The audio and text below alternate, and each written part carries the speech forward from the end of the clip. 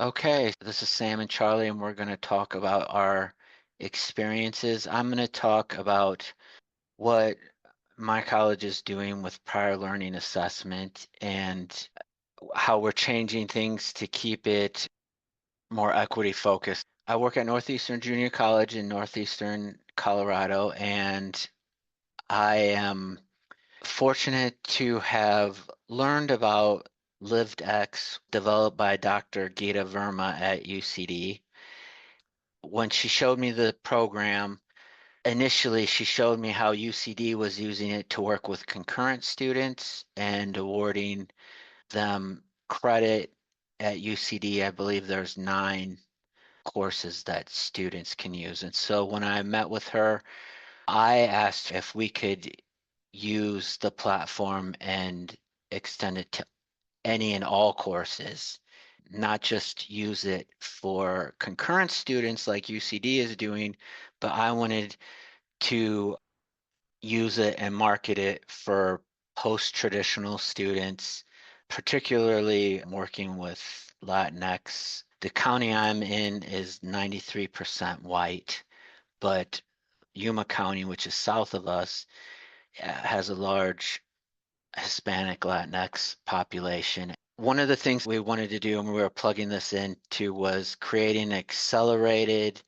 associate's degree in business with bilingual teachers, but also using something, the portfolio process here. When I got here, I asked for portfolios that had been done, and I was given one binder dated 1999.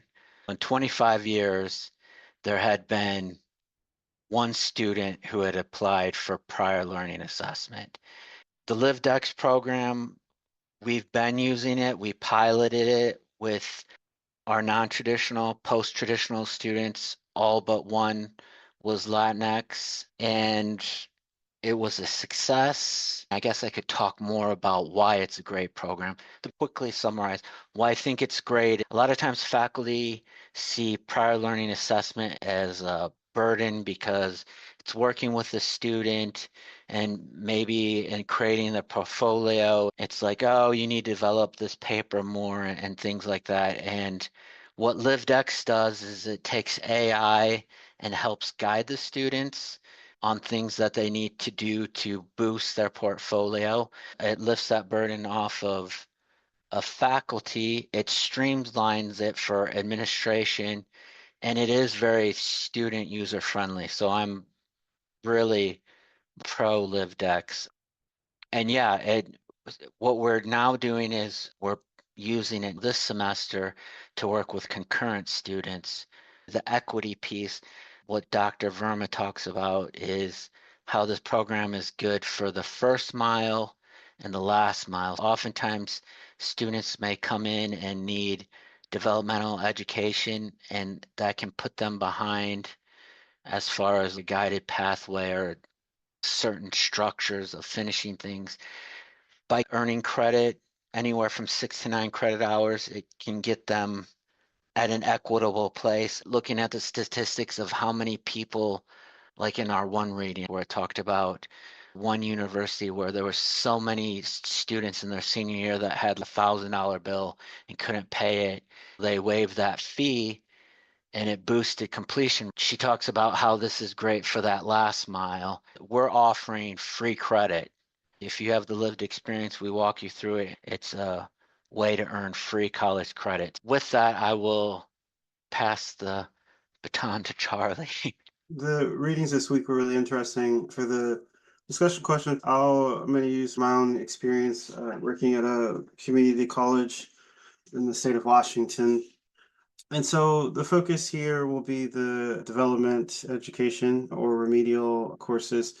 One of the things is I stepped into a leadership role that was via ATD, our math department, that was piloting the co-rec model and exploring what that looks like and collecting data and doing some analysis on what students were being caught in systems of inequity within the math sequence, and looking at the overall structure of the sequence and how students were faring in those classes. And so One of the interesting things that this was something that the math department brought to the administration as a pilot, and it was really interesting to see the limitations of a neoliberal reform approach to the change process because while they initiated the process, many of the math faculty did not like what was found in the data about the student experience. And so one of the things, it was just like a Pandora's box that we opened up, which was really fascinating, which I enjoyed, but it was traumatic for other folks who wanted it to be a very linear or black and white kind of change process or decision-making process. Because the Pandora's box required us to really question at the root of what we're doing and our purpose and our mission.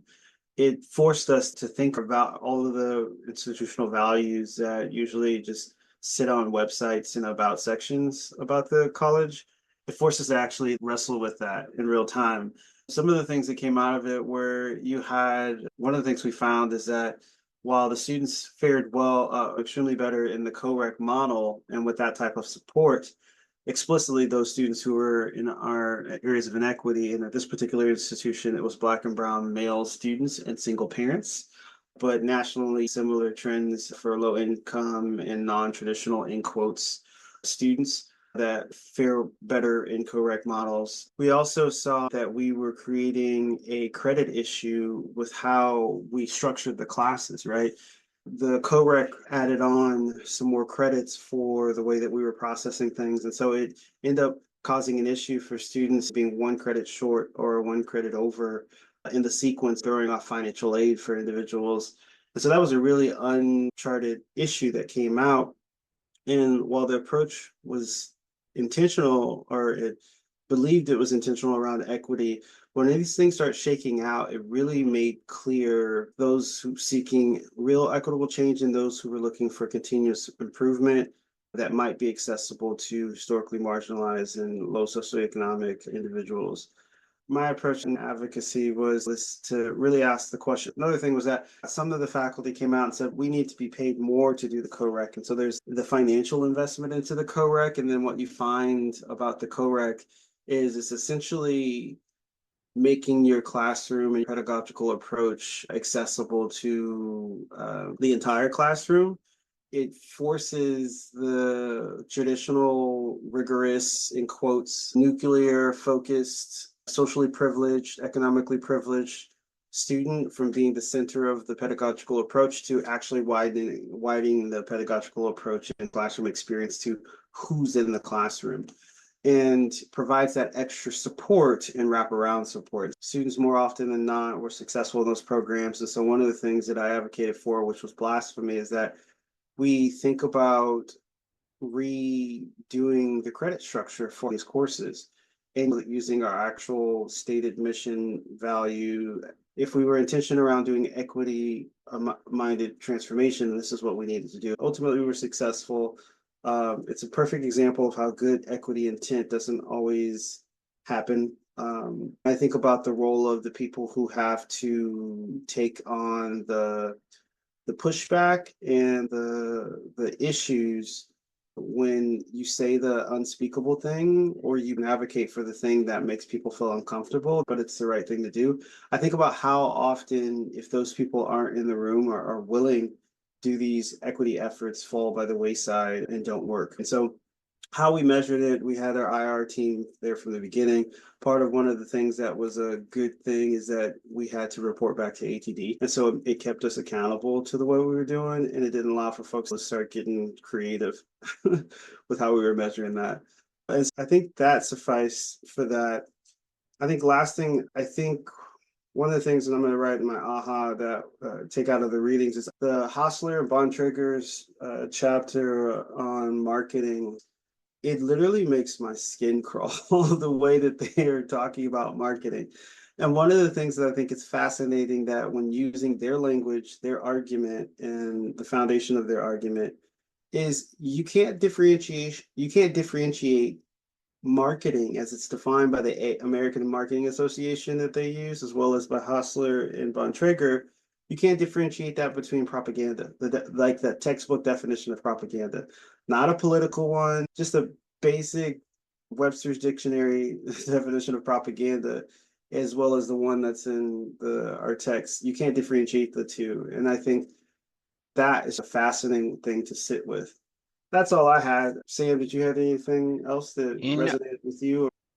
yes, the marketing was, there were times it was hard to deal with that. But for me, I tried to see grains of hope of not commodifying people and not being like mission based versus market based. I tried to focus on the data, which I didn't talk about. It's interesting how you say like it was ATD, so you had strict guidelines on what you collected and how you reported. I didn't talk about what we were doing as far as collecting and evaluating student success. What we're doing is like really like beginning stages, and I guess looking at demographical data, have we increased reaching minoritized people? That's what we're looking at. I don't know if we haven't really talked about getting into like quantitative. I think that would probably be good. It gets more difficult the larger the population gets, but yeah, I don't know. What would you have any suggestions? No, I think you got to do what's relative and responsive to your context and material conditions. But I think that generally the field has to engage more deeply and critically persistence versus like Yes. access or recruitment, because you can do these interventions and a number will go up here, but what about the journey across the journey? And so I think about the way that we segment change to allow for us to be able to really fix the numbers in a way. When we talk about access and we show the numbers from that we've increased in, but then the dark shadow to that is, what's your drop off? Yeah. You know, we're losing these first out of the first. How many students are you losing the first semester, first quarter? And without having that comparative and seeing the full picture, it's almost for me it's a little bit disingenuous. But I think so. To respond to your piece, I think of thinking about not just access but persistence, and what are the wraparound supports needed for those who have had prior learning experiences that are non-traditional, non-Western, that we can incorporate and have wraparound supports and affirmation for when they come here, versus just having it be, we'll let the door open for these individuals, and then when you get here you're on your own. And so I think about persistence and the intentional wraparound supports that extend beyond access into persisting through their academic goals.